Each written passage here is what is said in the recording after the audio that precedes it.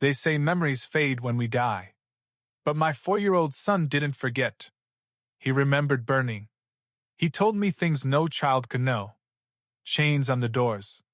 The smell of rubber. The name. Silas Vane. I thought it was a nightmare. Until I found the obituary. Until I found the grave. This isn't just a ghost story. This is an investigation. We traveled 400 miles to find the daughter he left behind in 1948. My name is Mark. And this is the story of how my son proved that death is not the end. The first time it happened, we didn't think of ghosts. You don't, do you? You think of fevers. You think of indigestion. You think of the cartoons they watched before bed. You think of anything rational, because rationality is the glue that holds a parent's sanity together. It was 3:17 a.m. on a Tuesday in November. The rain was hammering against the siding of our house in Seattle, a rhythmic drumming that usually helped me sleep. But then came the scream. It wasn't the high-pitched wail of a toddler wanting water. It was guttural. Ragged. It sounded like it was being torn from a throat that had inhaled smoke. I remember my wife, Sarah, shooting up in bed, her eyes wide in the gloom. "Leo!" she gasped. We ran down the hall. The air in the hallway felt freezing, but when we burst into Leo's room, he was sweating profusely. He was thrashing against the sheets, his small hands clawing at his throat, his back arched in a bow of pure agony. "Leo! Leo, wake up, honey, it's a dream!" Sarah shouted, reaching for him. He recoiled from her touch as if her skin were made of ice. He scrambled backward into the corner of the crib, his eyes wide open but seeing something we couldn't. His pupils were dilated, swallowing the blue irises completely. "Get it off!" he shrieked. His voice, it was wrong. It was deeper, raspy. "The beam! The beam is on my legs!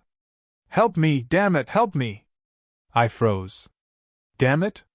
Leo had just turned 4. He didn't know that word.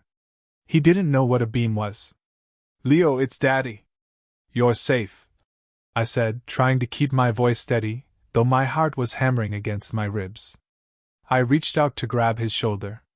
He slapped my hand away with shocking force. He looked me dead in the eye, and the terror in his face shifted to a look of confusion, and then, heartbreaking disappointment. "You're not David," he whispered. "Where is David? I need David to pull me out."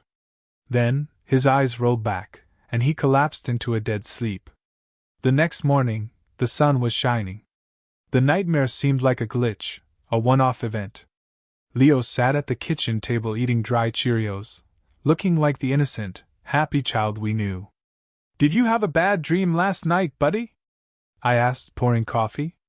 I was trying to sound casual, but my hand was shaking. Leo didn't look up. He was busy with his crayons. He had a black crayon gripped in his fist like a dagger. He was driving it into the paper with such intensity that the wax was crumbling. "No," he said simply. I walked over to see what he was drawing. Usually, it was stick figures of us, or the dog, or a lopsided sun. This was a box. A large, black box consumed by chaotic swirls of orange and red. In the center of the box, he had drawn stick figures lying horizontal.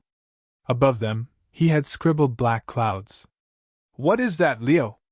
Sarah asked, leaning over my shoulder. "The hot place," Leo said. He didn't stop coloring. "The doors were stuck." A chill ran down my spine, unrelated to the kitchen draft. "What doors, Leo?" He stopped. He looked up at Sarah. The expression on his face wasn't childlike. It was a look of weary patience, like an adult explaining something simple to a slow student. "The factory doors," he said. "The chain was on the handles. We couldn't get out." Sarah laughed, a nervous, brittle sound. "Leo, you've never been to a factory. Is this from a movie?" Leo dropped the crayon. He stared at her, and for a second, I felt like a stranger was sitting in my son's high chair. "I'm not Leo," he said. His voice was flat. "My name is Silas. And my hands hurt." He held his hands up to us. They were perfect, unblemished, soft toddler hands. But he looked at them as if they were charred ruin. He started to cry, not a tantrum, but a silent, weeping grief. "My hands are gone," he sobbed. "I can't hold the wheel." That was the beginning. Over the next 3 weeks, our life disintegrated. The night terrors, as the pediatrician called them, became a nightly ritual.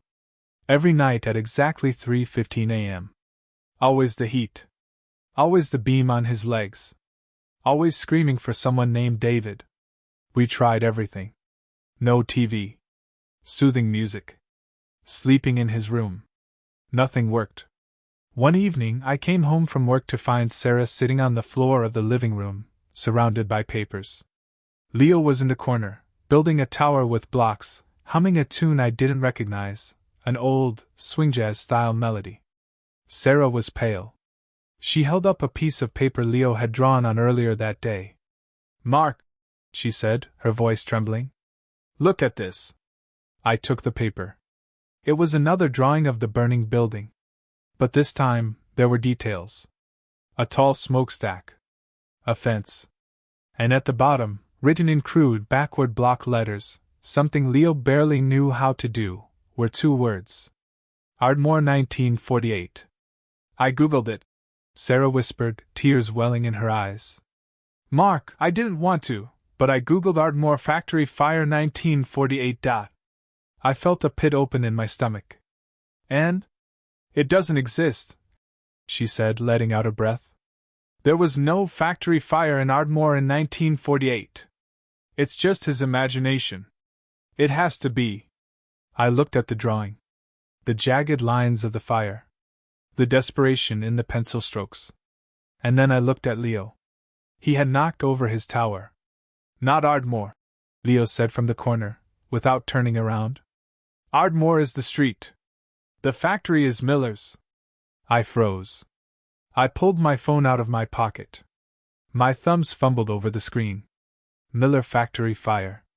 Ardmore Street. Search. The first result wasn't a news article. It was a PDF from a historical society archive in a town called Graniteville, 3 states away. "Tragedy at Miller Textiles, 75 years later." I clicked it. My blood ran cold. On November 12, 1948, a boiler explosion triggered a massive blaze at the Miller textile plant on Ardmore Avenue. 12 workers perished when the rear exit doors were found to be chained shut to prevent employee theft. I looked at the date on my phone. Today was November 12th. I scrolled down the list of victims. My fingers shook as I traced the names. Mary Higgins. John Kovac. Peter Wells. David Ross. And there, third from the bottom. Silas Vane. Age 28. Shift foreman. I looked at my son. He was staring at me, his eyes dark and knowing. "Is David okay?" he asked. "Did David get out?" I looked back at the article. David Ross was listed among the dead. "No, buddy," I whispered, the reality of the situation crashing down on me like a tidal wave. "I don't think David got out." Leo nodded solemnly. "He tried to pull the beam off me," he said softly. "But the smoke was too black." That was the moment the skepticism died. That was the moment I realized that the thing living in my house wasn't just my son. It was a memory. A memory that refused to be forgotten. And we had to find out why it had come back. The weeks that followed the discovery of the Miller textile fire were a blur of caffeine and cold sweats. Sarah wanted to take Leo to a child psychologist. I wanted to take him to a historian. We ended up doing neither. We went underground. We built a bunker of silence around our house, afraid that if we spoke about this to anyone else, they would take Leo away. I became an obsessive. I wasn't just a father anymore.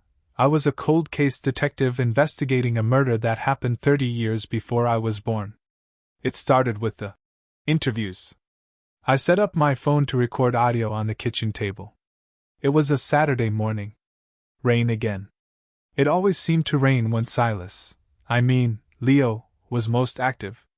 "Leo," I said, sliding a glass of chocolate milk toward him. Can we talk about the hot place again? Leo looked up from his oatmeal. The heavy, dark look in his eyes was gone, replaced by the innocent brightness of my 4-year-old son. I don't like the hot place, Daddy. I know, pal. I know.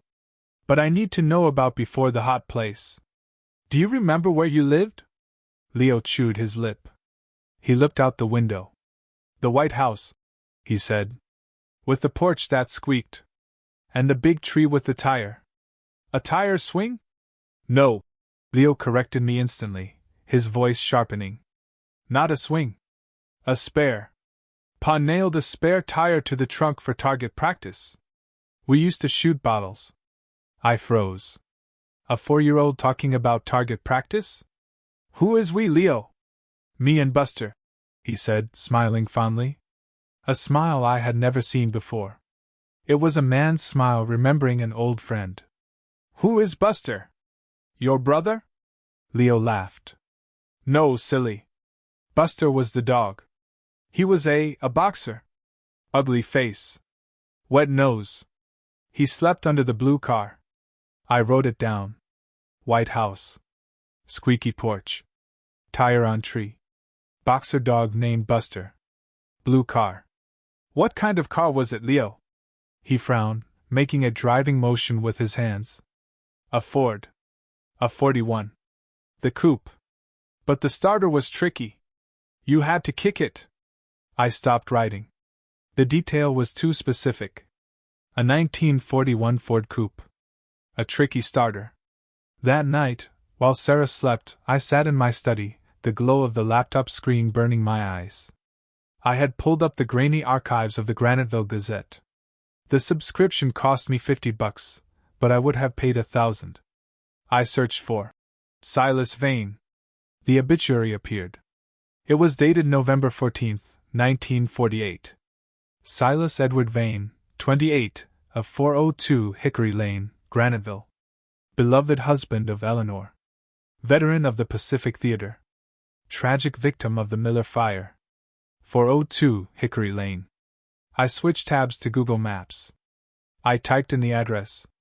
My heart hammered against my ribs. Street view. The house was still there. It was old, dilapidated now, the paint peeling. But it was white. And there was a large, wraparound porch. I zoomed in on the front yard. There was an ancient oak tree. It was gnarled and dying, massive limbs stretching over the driveway. I scanned the trunk. There was no tire there now, of course. But about 5 feet up the trunk, the bark was scarred.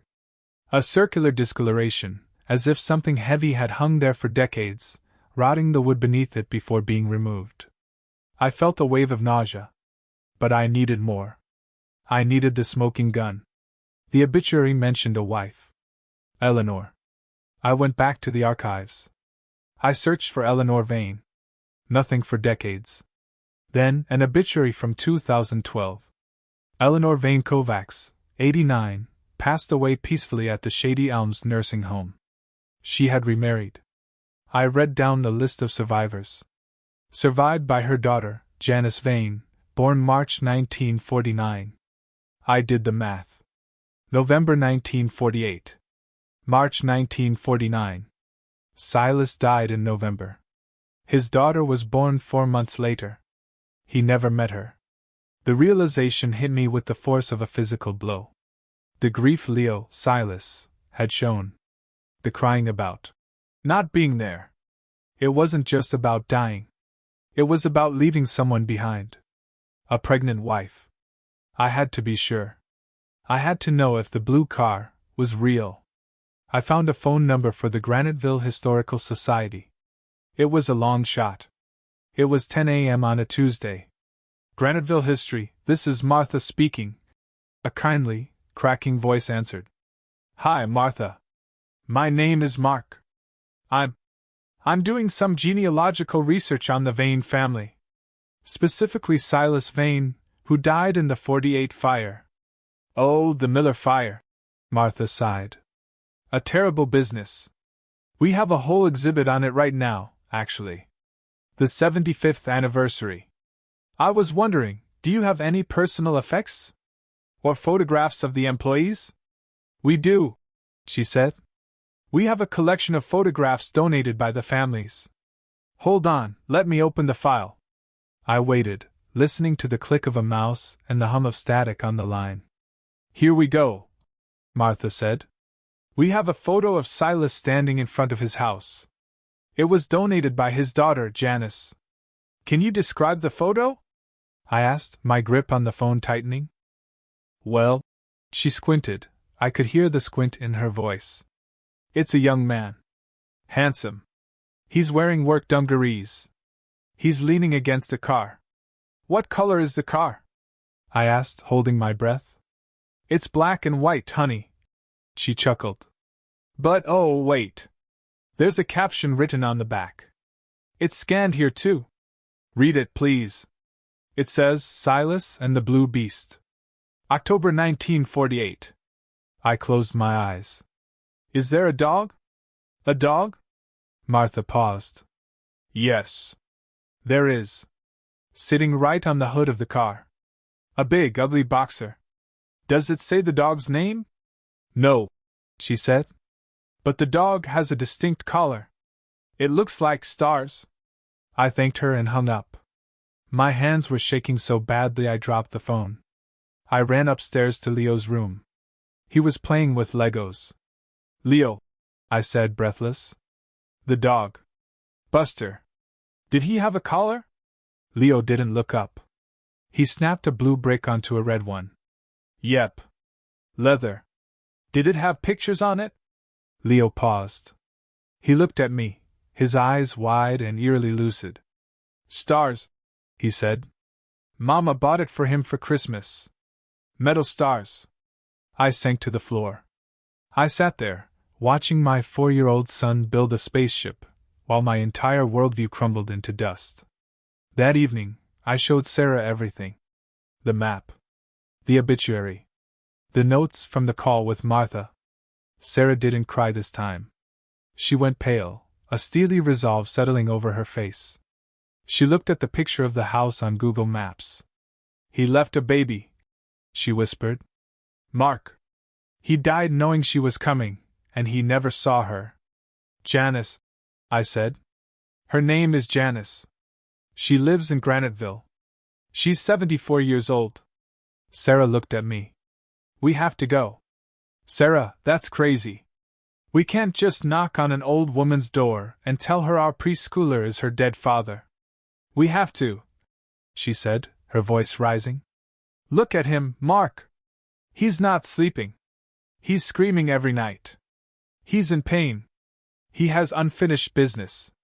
If we don't do this, I think we'll lose him. I think Silas is taking over. I looked at Leo in the other room. He was staring at the wall, tracing invisible patterns with his finger. He looked exhausted. He looked old. Okay, I said. We go. We packed the car the next morning. It was a 6-hour drive to Graniteville. We didn't tell Leo where we were going. We just said we were going on an adventure. As we crossed the state line, Leo fell asleep in his car seat. About an hour outside of Graniteville, he woke up with a start. He looked out the window at the passing fields he had never seen in his life. The landscape was changing, becoming more industrial, more Rust Belt. We're getting close, Leo said. His voice was quiet. Close to what, buddy? I asked, looking at him in the rearview mirror. He pointed a small finger at a rusted water tower in the distance. That's where we used to hide the cigarettes, he said. On the ledge behind the ladder. David almost fell off once. I gripped the steering wheel. We were entering the ghost territory now. And for the first time, I wasn't just observing the story.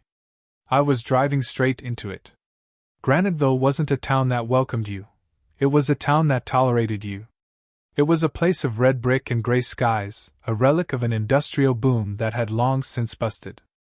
As we passed the "Welcome to Graniteville" sign, faded and bullet-riddled, I looked at Leo in the rearview mirror. He wasn't sleeping anymore. He was sitting bolt upright, his hands gripping the sides of his car seat until his knuckles were white. His eyes were darting left and right, scanning the streets with a frantic, hungry intensity. "It's different," he muttered. "It's all smaller." Sarah reached back and squeezed his leg. "What is, honey?" "Everything," Leo whispered. "The trees are gone." "Where are the elms?" "They cut down the elms."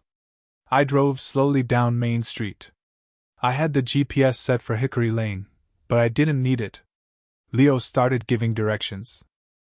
"Turn left at the bank," he commanded. His voice was no longer the soft timbre of a child. It was authoritative. Impatient. I looked ahead. There was a CVS pharmacy on the corner. "Leo, that's a pharmacy," I said. "It's the First National Bank," he snapped. "Turn left, Mark." I felt a chill at the use of my first name. I turned left. We drove down a street lined with clapboard houses. Leo was pointing out windows, muttering names. "Old Man Miller lived there. Hated kids. Used to throw salt at us. The Baker boys lived in the blue one. Both went to the Navy." I pulled over. My heart was racing. I needed to test this.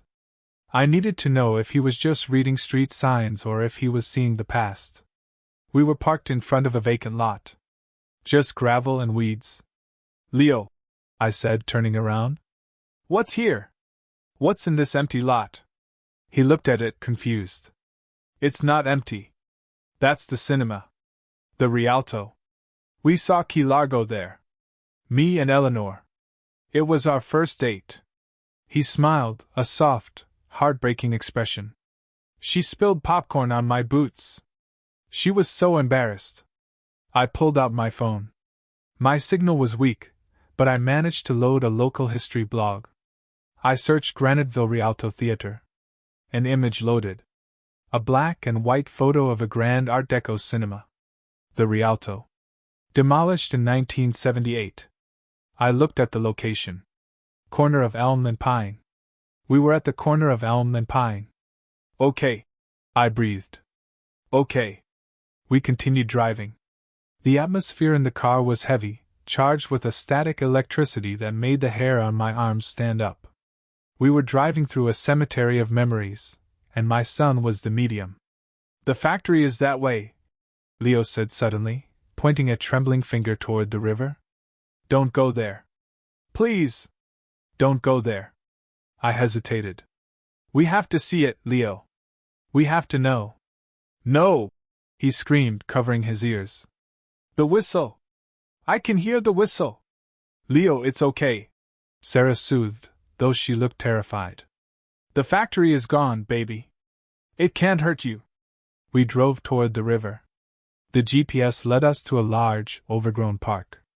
There was no factory. Just a flat expanse of grass and a small stone memorial near the water's edge. I parked the car. "I'm going to get out for a second," I said. "I'm staying here," Leo said firmly. He had curled into a ball in his car seat, hiding his face in his hands.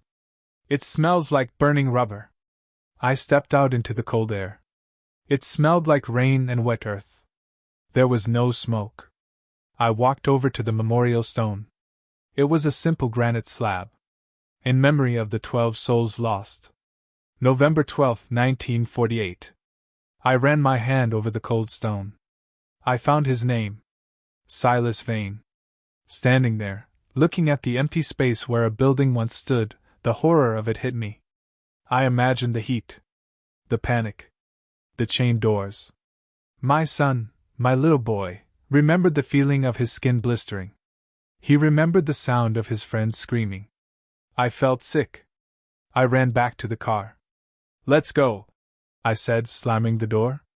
"Let's go to the house." Leo uncovered his face. He looked pale, drained. "Is the house still there?" he asked, his voice small. "I think so, buddy. I think it is." We drove in silence for 10 minutes, winding our way up into the residential hills. We turned onto Hickory Lane. It was a quiet street. Leaves blew across the asphalt. "Slow down," Leo whispered. He was leaning forward, straining against his seatbelt. His eyes were wide, filled with a mixture of joy and devastating sorrow. "There," he said. "That's it. 402. I pulled up to the curb and killed the engine. The house sat on a slight hill. It was exactly as it had appeared on Google Maps, but seeing it in person was different. It felt alive. The white paint was peeling, revealing gray wood underneath. The porch sagged slightly to the left. But there was the oak tree. The massive, gnarled giant. "The tire is gone," Leo said, disappointed. "It's been a long time, Leo," Sarah said gently. We sat there for a long moment. I didn't know what to do. Did we knock? Did we just stare? Then, the front door of the house opened. An elderly woman stepped out onto the porch. She was tiny, frail, leaning heavily on a cane. She had white hair pulled back in a bun and was wearing a thick knitted cardigan. She held a watering can in her shaking hand. Leo gasped. The sound sucked the air out of the car. "That's her," he whispered. "Who?" I asked. "Eleanor?" "No," Leo said. He was unbuckling his car seat. His fingers were moving with a dexterity he shouldn't have possessed. Click. He was free. "That's Janice," he said. He opened the car door before I could stop him. "Leo, wait!" Sarah yelled. But he was already out. He didn't run like a child. He walked. He walked with a strange, heavy gait, his hands in his pockets, trudging up the driveway toward the woman on the porch. The old woman stopped watering her plants. She squinted at the small boy walking up her driveway. She looked confused, then wary. Strangers didn't come up here. I scrambled out of the car, Sarah right behind me. "Leo! Stop!" We caught up to him halfway up the driveway. I grabbed his hand. "Leo, you can't just walk up there." He looked at me, and his eyes were full of tears. "She looks like my mother," he said. "She has Ma's eyes." The old woman hobbled to the edge of the porch railing. "Can I help you folks?" she called out. Her voice was sharp, suspicious. "We don't buy magazines here." I stepped forward, holding Leo's hand tight. My heart was pounding so hard I thought I might pass out. "Ma'am, I am so sorry to disturb you. My name is Mark. This is my wife Sarah and my son." I hesitated. "Leo," Sarah finished. The woman, Janice, looked us over. "You're lost, I assume? GPS always sends people to Hickory when they want the highway." "No, ma'am," I said. "We're not lost. We came from Seattle. We came because— How do you say it? We came because my 4-year-old thinks he's your father?" Leo stepped forward, pulling away from my grip. He stood at the bottom of the porch steps, looking up at the woman who was 70 years his senior. The woman who was his daughter. "Hello, Janice," Leo said. Janice froze. She gripped the railing. "Do I know you, little boy?" Leo tilted his head. He looked at the porch floorboards. "You fixed the squeak," he said. Janice frowned. "Excuse me?" "The third board," Leo pointed. "Right where you're standing.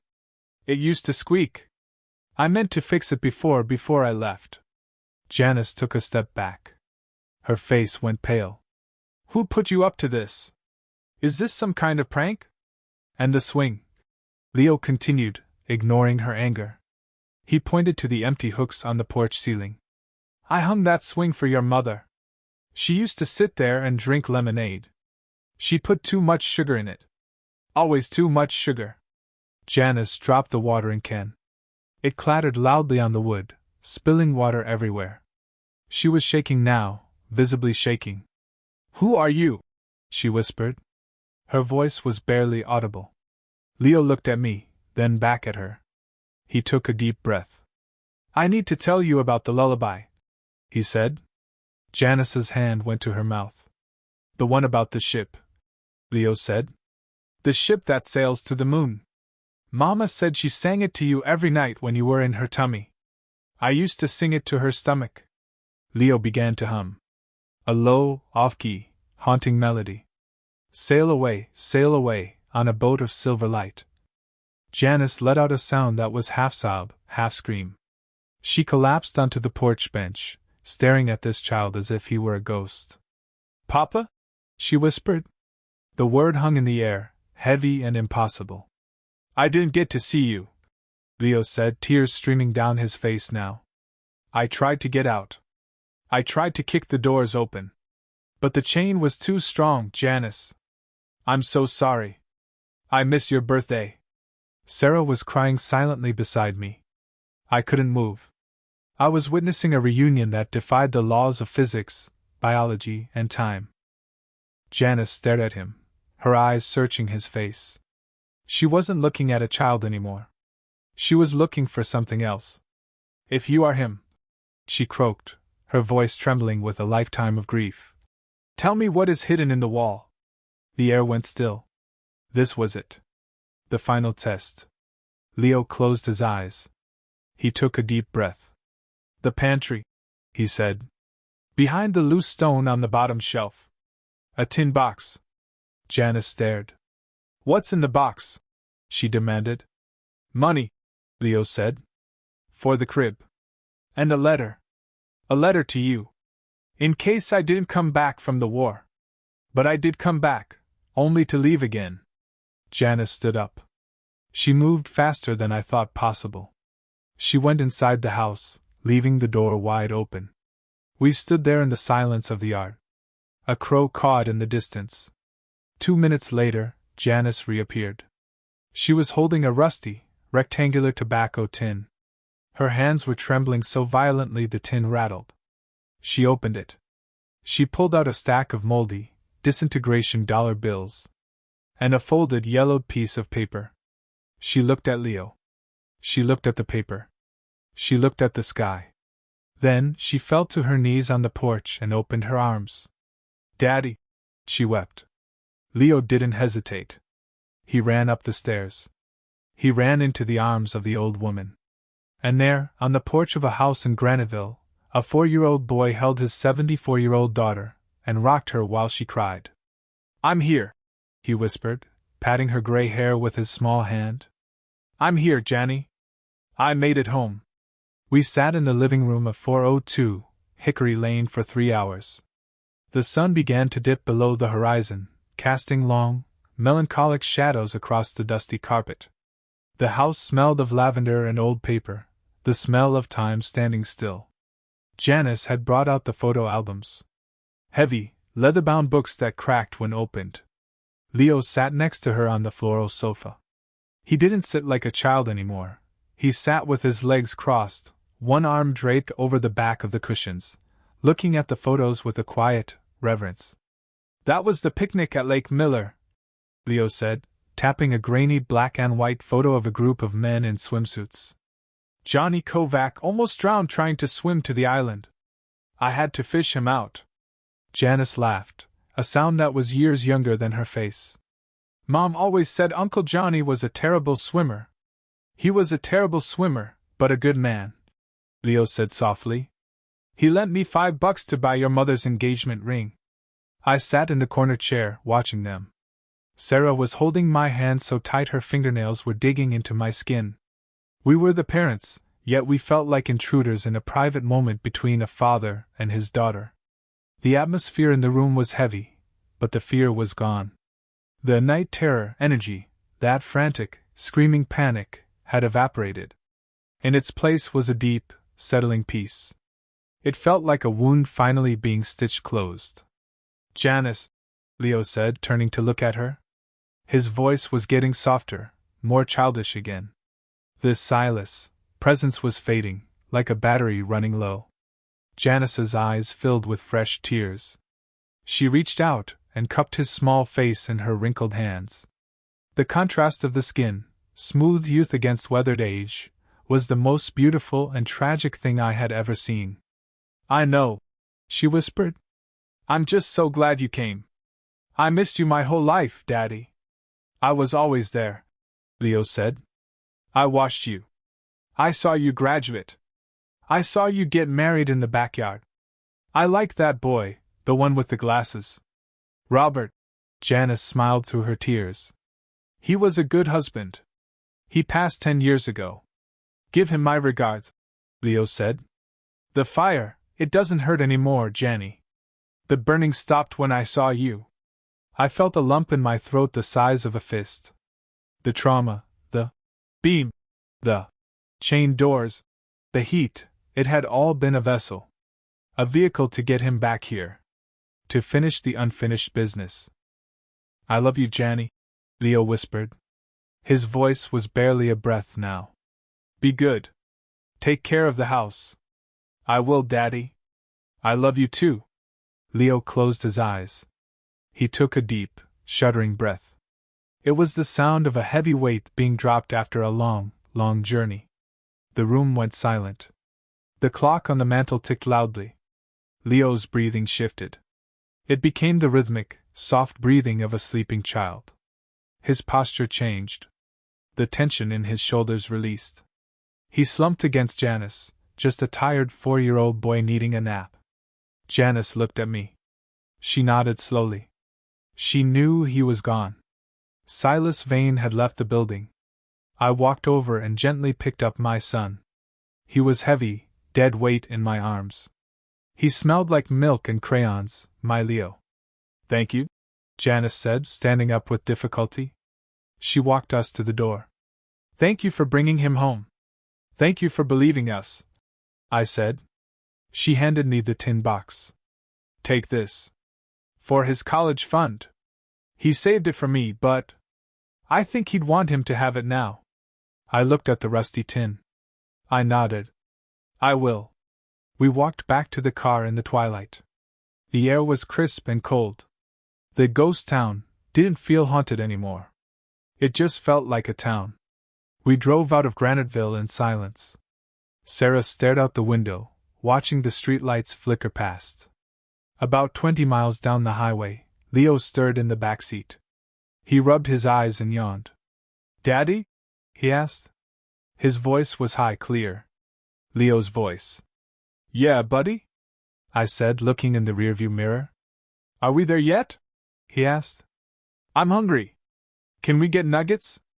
I looked at Sarah. She let out a laugh that sounded like a sob. Yeah, Leo, I said, tears blurring my vision of the road. Yeah, we can get nuggets. Did you have a good sleep? Sarah asked. I guess, Leo said. I had a dream about a nice lady. She gave me a cookie. He didn't remember. The fire, the factory, the agony, the name Janice, it was all gone. Wiped clean. We never spoke to him about it again. The night terrors stopped that very night. He went back to drawing stick figures and lopsided suns. He never drew a fire again. But I kept the tin box. It sits on my desk, a rusted relic of a life that burned out too soon, and a love that burned bright enough to cross the barrier of death. Sometimes, when I look at Leo playing in the yard, I catch a glimpse of something ancient in his eyes. A certain tilt of the head. A way of standing. And I wonder. They say we only live once. But I know the truth. We return. We return for love. We return to say goodbye. And sometimes, if we're lucky, we get to go home.